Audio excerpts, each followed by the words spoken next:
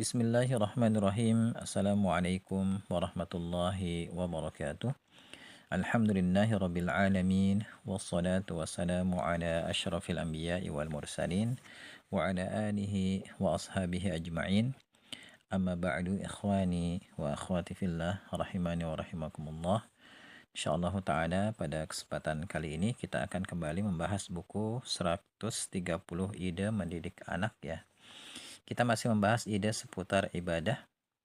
Sekarang kita bahas ide yang ke-12. Di sini dikatakan, latihlah anakmu untuk biasa mengerjakan sholat.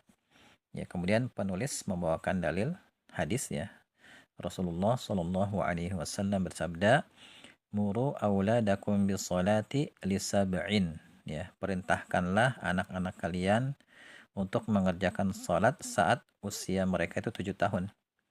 Wadribuhum 'alaiha li'ashrin, dan pukullah mereka jika tidak mau mengerjakannya, ya tidak mau mengerjakan salat saat berusia 10 tahun. Ya, kemudian di sini saya berikan penjelasan tambahan ya, lafaz hadis lain berkaitan dengan perintah untuk mengerjakan salat, yaitu muru auladakum bis salati wa hum abna'u sab'i sinin.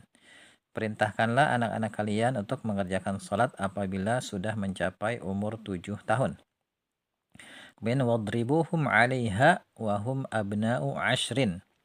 Ya, dan pukullah mereka ya jika tidak mau mengerjakan salat apabila sudah mencapai umur 10 tahun. Wa farriqu bainahum fil madaji'i. Ya, dan pisahkanlah mereka dalam tempat tidurnya. Ya, hadis riwayat Abu Daud. Jadi di sini ide yang ke-12 di sini ya, hendaknya para orang tua melatih anaknya untuk mengerjakan sholat. Di sini kalau mengikuti hadis dimulai dari usia 7 tahun. Ya, usia 7 tahun anak itu sudah diperintahkan untuk sholat. Supaya apa? Supaya nanti ketika dia usia balik, dia sudah terbiasa dan merasa ringan dalam mengerjakan sholat. Jadi harus dilatih dari kecil gitu.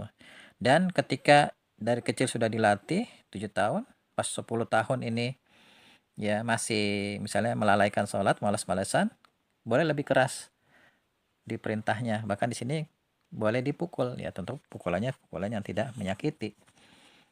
Ya, atau pakai cara lain ya, misalnya mungkin dicubit atau apa gitu kan. Ya pokoknya dengan cara yang lebih tegas, lebih keras gitu. Supaya apa? Supaya nanti ketika usia balik dia itu sudah terbiasa ya mengerjakan sholat, nggak malas-malasan lagi.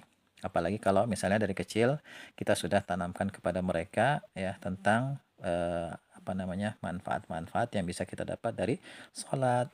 Ya, kemudian kita jelaskan bahwasanya yang memerintahkan sholat ini adalah Allah, pencipta kita, yang memberi rezeki kepada kita, yang telah memberikan begitu banyak kenikmatan kepada kita gitu. Masa kita nggak mau disuruh sholat oleh Allah gitu kan.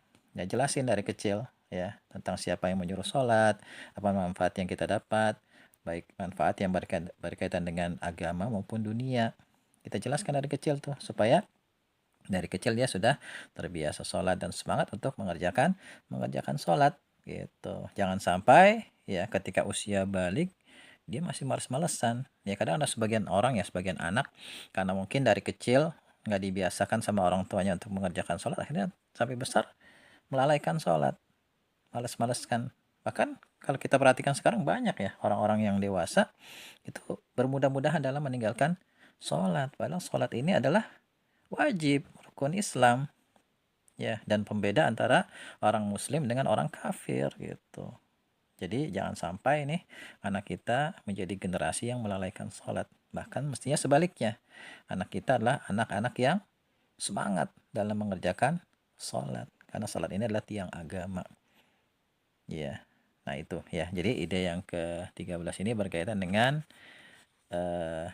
perintah untuk membiasakan sholat dari kecil. Ya, silakan dimodifikasi.